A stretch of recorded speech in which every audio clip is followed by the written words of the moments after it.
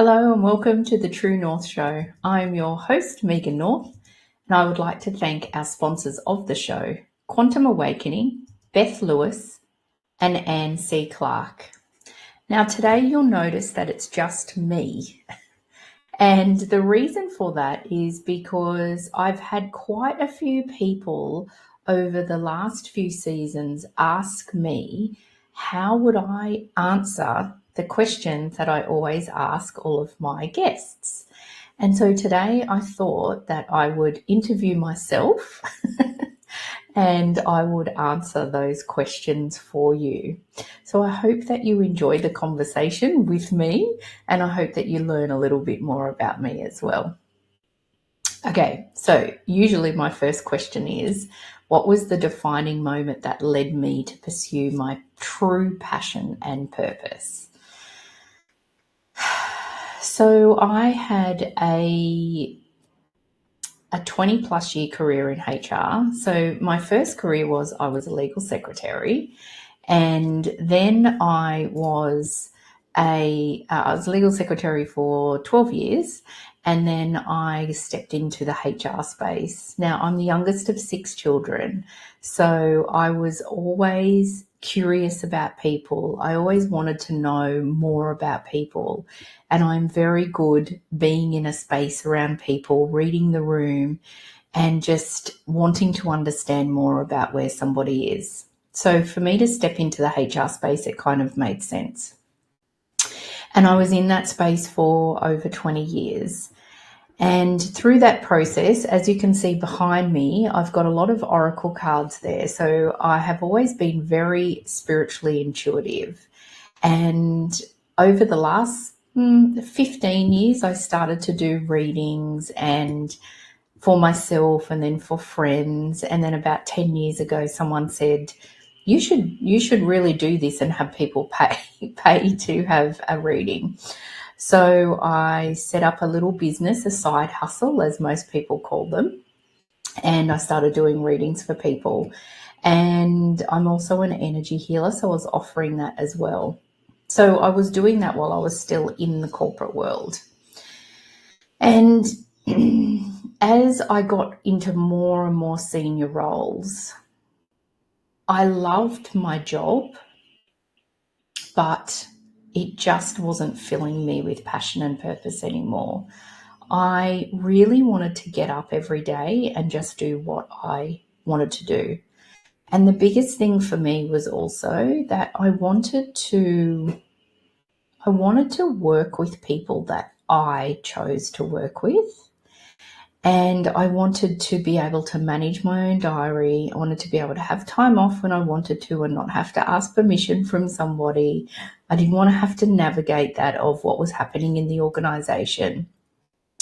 And so I decided 4.5 years ago to step into my own space. And it was a really, really big decision. And I was working in a really big organization, and I was about to be made permanent. And so I suppose that was a defining moment in the sense of, do I really commit to this role permanently? And I guess get stuck where I was, or do I finally pluck up the courage and have that confidence to move into my own space? And that's what I did. And so that's where this journey then started. And it was a lot of courage and it was a lot of confidence. I actually had one of the senior guys in the organisation who ran the very large IT organisation in the business say to me, I can't believe that you're doing this.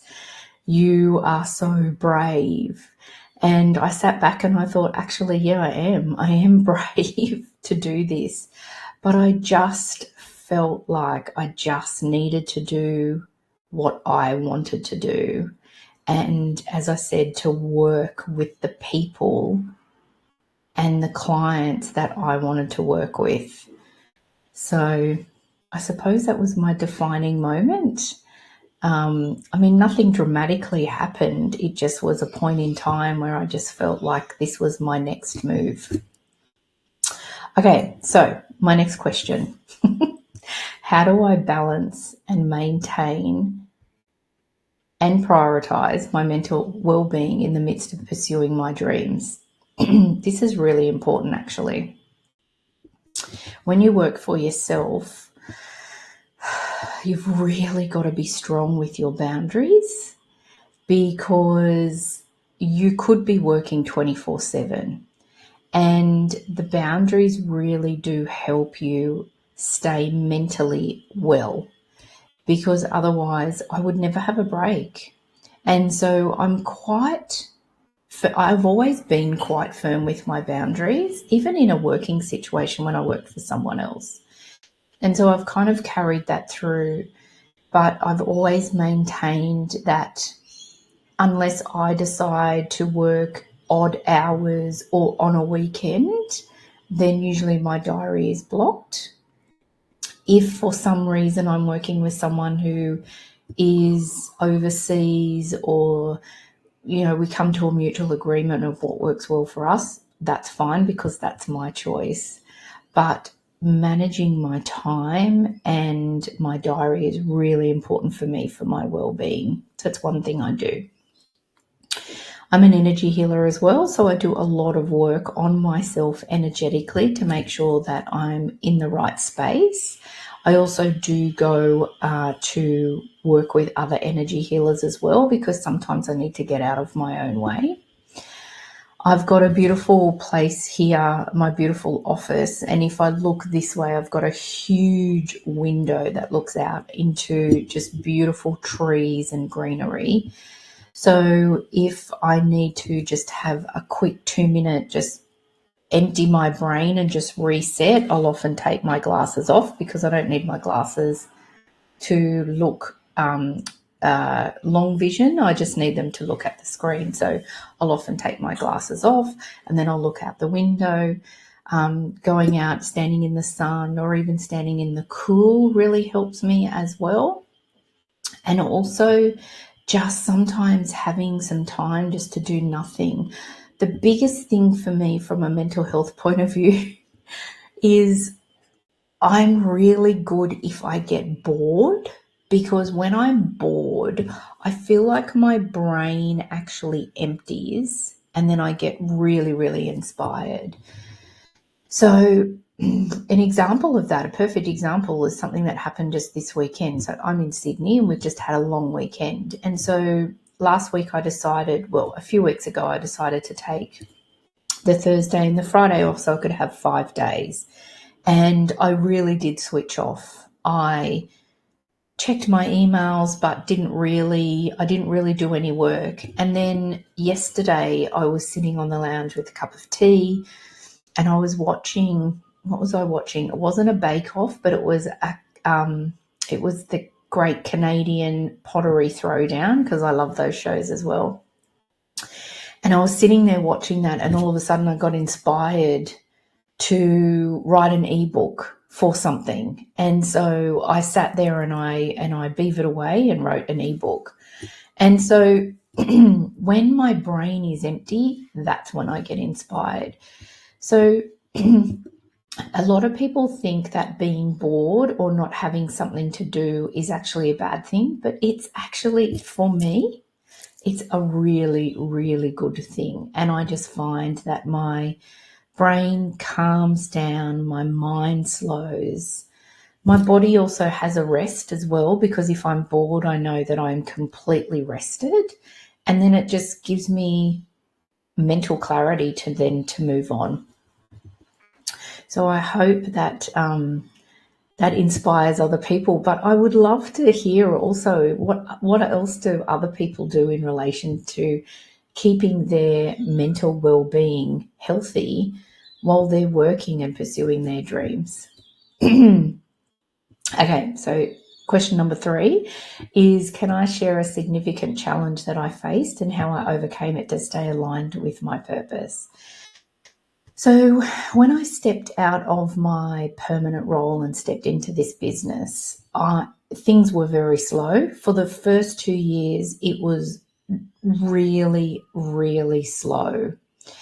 And financially, that was tough. I'd stepped out of a very, very nice corporate role that paid me really well into a business that had nothing going on.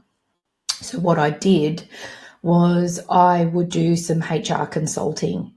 Excuse me. I'd do some HR consulting. And so I'd step into some places for 3 or 4 months and do some work. And that, for me, at the time, worked well because I was earning money.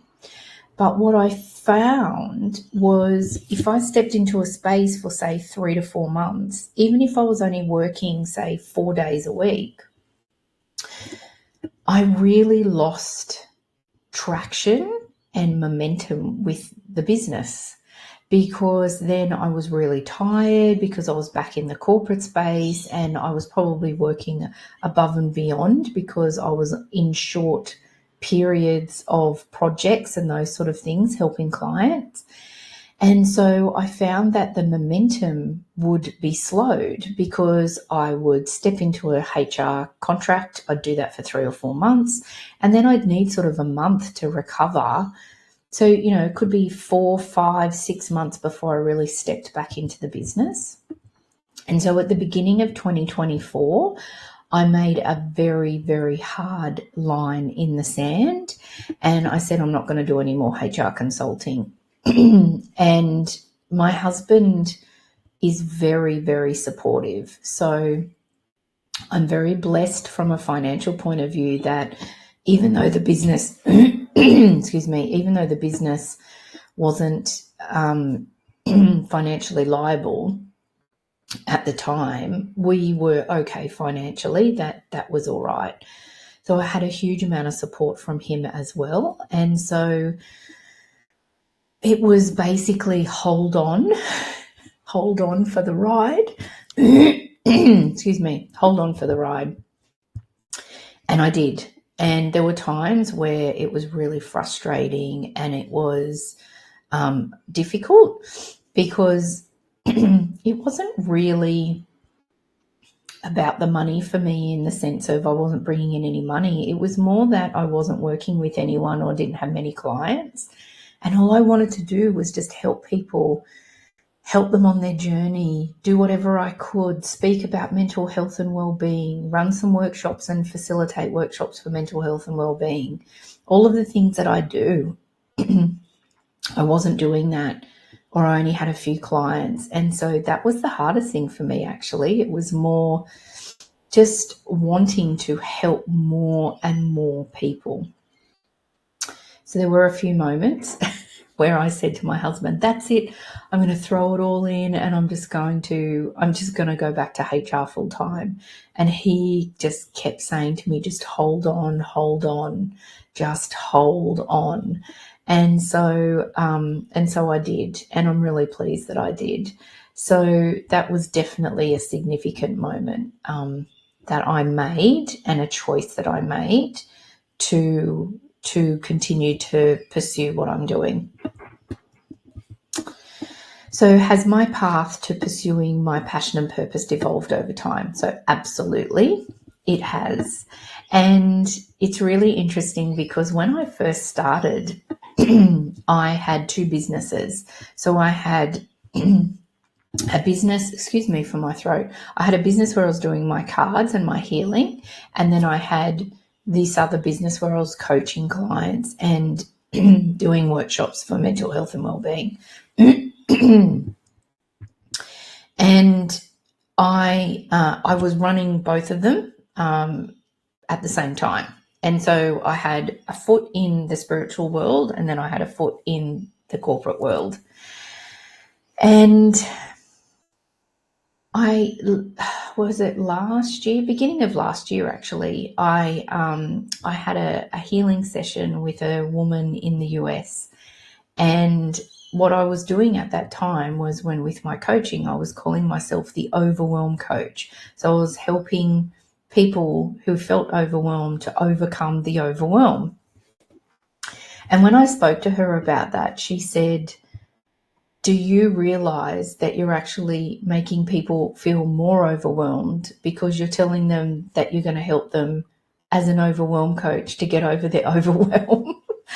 And you know what? I had this, it was like my brain exploded. I had this aha moment of, oh my gosh, I thought I was just genius in the sense of calling myself the overwhelm coach. Because when I said it, people understood what I did. But then I didn't realize that those who needed some help, who felt overwhelmed because I was the overwhelm coach. So I decided also to bring my two worlds together, to have the courage and the confidence to bring the woo and the corporate together. And so what I did was I dissolved the two business names and then I relaunched as Megan North. And so that was a big decision for me, but it was one I think that needed to happen because I was just constantly in these two worlds and I was constantly reading the room and telling people I either did this or I did that.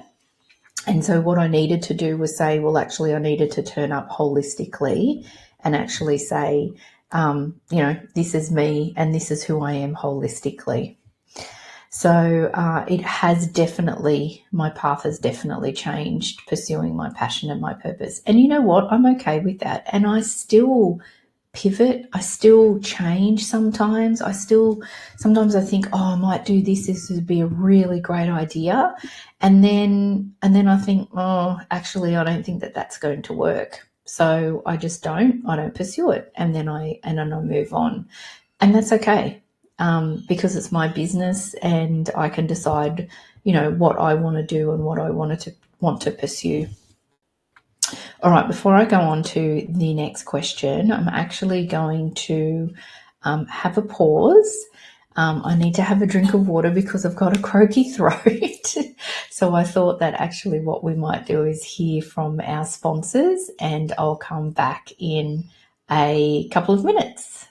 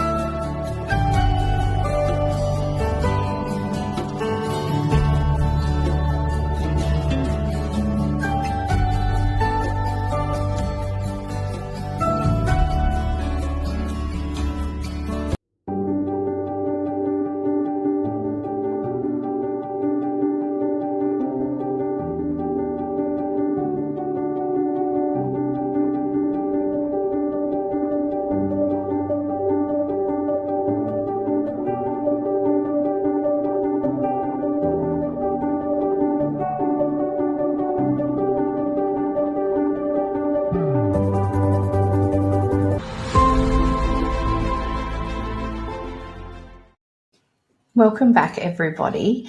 Thank you for sticking with me and hearing a little bit about me and my journey.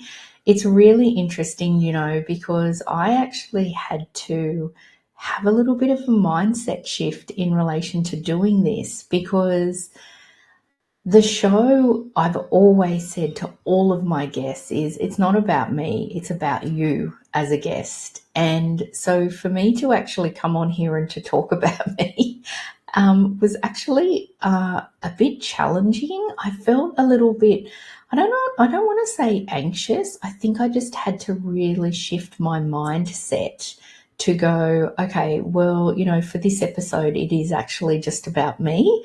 and I'm just sharing what lots of people ask me. So, but yeah, interesting, isn't it? That that mindset and how you can shift it.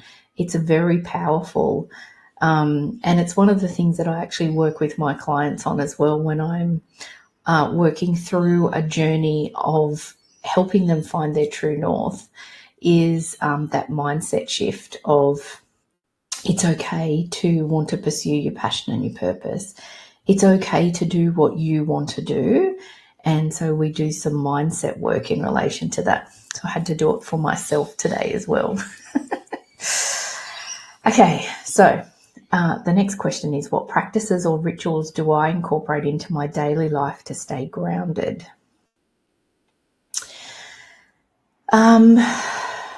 Breathing is really important. So even just stopping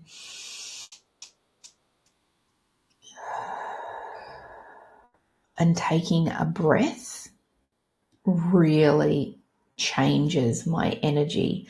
Like even just doing that again, I've just completely calmed down. My nervous system has calmed down, and I can really feel my feet flat on the floor. And so I feel very connected again and back into the room. So I do that. Looking out the window again, as I said, sitting in the sun, or even if it's really cold, just going outside and just feeling that cold breeze on your face is really good. Feet on the ground. Meditation helps me as well. Just being present. Like if you are present, if you'll just stop and just think, okay, I'm here, I'm sitting in my room, I can hear some birds, I'm here looking at myself on the screen, I'm listening to myself as well, but I'm really here and I'm really, really present, and I'm shifting out of my brain anything else that's happening at the moment. I'm really grounded because I've got no other space to be in but to be present because I'm here. So staying grounded, however you want to do it, is really important as you work through pursuing your passion and your purpose and staying focused. Because there's so many different things that happen when you work for yourself or when you are pursuing a passion and your purpose, that to make sure that you come back into just the present state is really important. So whatever works for you. A lot of people will do meditation. The breathing is really important. Some people might, I don't know, go and make a cup of tea and sit in the sun. I do that at times as well. It just depends. But whatever works for you. So, I mean, these things that I'm saying work for me, but they may not necessarily work for you. One of the things that I do work with my clients is we don't set goals per se. We do experiments. Now, the reason that I do that is because if you set a goal, so say, for instance, I'm working with you, I'm working with a client and they set a goal for the next fortnight. They set 2 or 3 goals. And for whatever reason, because in their mind, they think, okay, this is what I need to do or I have to do or I should do. So they put that goal in place and then they try to pursue it. And for some reason, it doesn't happen. Now, usually because we've said it's a goal, then they're actually going to feel like they've failed. And in truth, it's actually not a failure. They've just tried it and it hasn't worked for some reason. That's why we do experiments. So I say to them, experiment with this. If you feel like that you need to get up at 5 o'clock in the morning, experiment with that. Try 5 o'clock. If it doesn't work, try 5:30. If that doesn't work, try 6 o'clock. Try 6:30. Find what works for you, but start experimenting. And what happens then is that they actually find their own way and their own rhythm, and that what works for them, because they're just experimenting. So if something doesn't work, they're like, oh, well, actually, I'm just experimenting, so that didn't work. Let me try something else. And it actually works really well. So when people are giving you advice on what you should do, have a bit of a discernment on that and actually think, okay, well, I'm being given some wisdom or advice. Maybe I'll try it. I'll experiment with it. If it works, great. If it doesn't, then try something else. Okay, so the next question is, what advice would I give to someone who is just starting to explore their true passion and purpose? So that would be, what advice would I give? So don't be too hard on yourself. Be really, really kind to yourself, and probably be patient. That's probably the biggest piece of advice I would give. Be patient. Now, when I first started my business, I built a website and I had this amazing website and I had business cards and all of that sort of stuff. And I launched, and then I was like, okay, so where is everybody? I then needed to do a lot of work, a lot of networking, speak to a lot of people in relation to that. And so that patience was very much needed, because it's not very often that you can do something that the next day you're a complete success. So patience, I think, is a very, very big piece of advice. What else would I give advice to for someone who's starting to explore? Oh, the other thing is probably even just start small as well. So if you've got a really, really good job and financially your family is depending on you, I wouldn't suggest that you just quit your job and start something. Maybe start it as a side hustle or a side gig. Start with it small and see how it goes, and then build that momentum. And then you'll get to a tipping point. You'll definitely get to a tipping point where you think, okay, now I've built this really amazing business. It's a side hustle, but there's a tipping point to me then going, okay, I need to make a choice. Do I let my permanent or my job go? And then do I bring that in? And you'll get to a point where then you need to make that decision. But I would say that if financially you need to work, then start it as a little side hustle or side gig and build that up. Learn from people who have done that as well. The other thing is that think about who's in your inner circle. So I have a very small inner circle. I've only got about 4 or 5 people in my very true inner circle that I share everything with. My husband is one of them, so I share everything with him. And then the others, I don't necessarily share everything with them as I do with him, but it comes pretty close. But the other thing is that those people in my inner circle, they actually can offer different advice for me in different areas of what I'm doing. And I think that that's really important as well. The other thing that's really important too is that they're not just yes people to me in the sense, I mean, that they will challenge me. And a perfect example is when I was rebranding and merging my 2 businesses. And a beautiful couple that are friends of ours, they've been friends of mine for a very, very long time. I shared with them my new potential logo, and they came back to me and they said, honestly, we don't like it. It's not you. It doesn't represent you. And so they actually were willing to challenge me on that. And then when they told me why, it actually resonated with me. And I said, of course, yes, I can see where you're coming from. So when you are starting to explore your true passion and purpose and wanting to bring that into your life and for it to be a full-time thing, I would definitely have a look at who is in your inner circle. Who are the people who are around you that you really trust, that you admire, and that you would respect? And who are the people that can give you some advice or challenge you on some things that you might want to be doing? Okay, so Next question is, in what ways do I believe that my personal story can inspire or impact others? I'm just hoping that I'm being really honest in the sense of it wasn't easy. It's not easy. It's something that you just slowly chip away at and be patient about. So not everything that you believe, not everything that's on social media, I would suggest don't believe. And also, this is probably more of an advice, but I guess that this is how my personal story can inspire or impact others. Don't get too caught up on what's on social media and what people are saying, because I call BS on a lot of things that I see on social media. You know, sign up to me as a coach and in a week you'll be earning $100,000. Really? I call BS on that. Honestly, it would.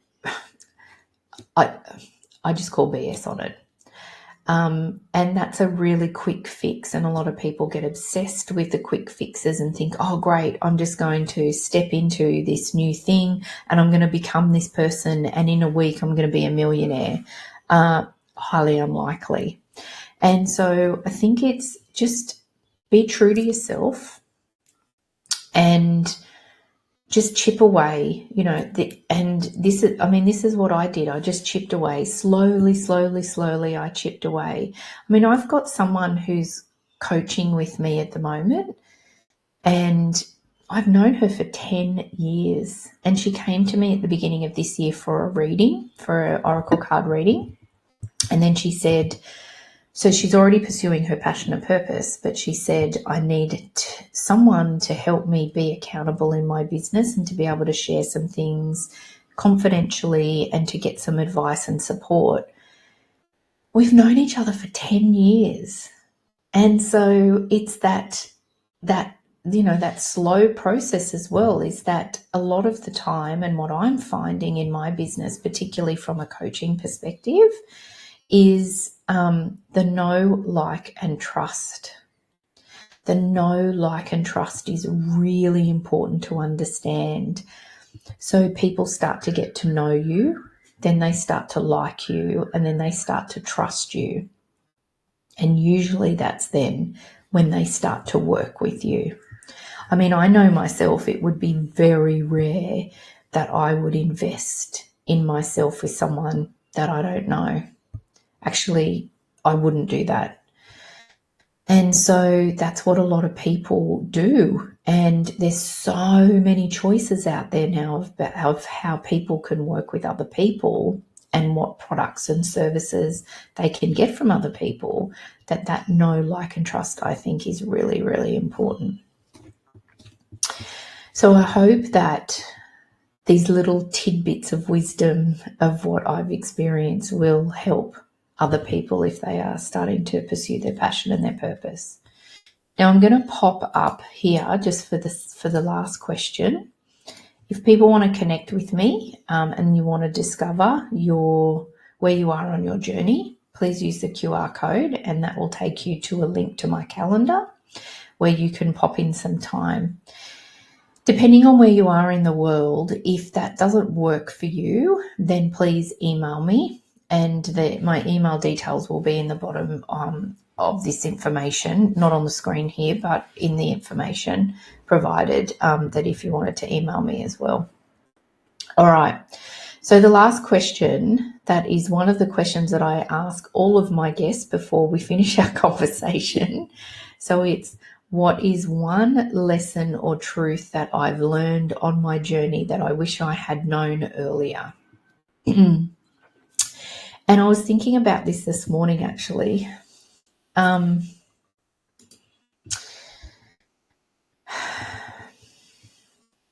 So for me, it is ask more people more questions. And what I mean by that is, as I've gotten older, I've gotten better in asking people advice and questions about things that I wanted to do. But when I was younger, I didn't necessarily do that.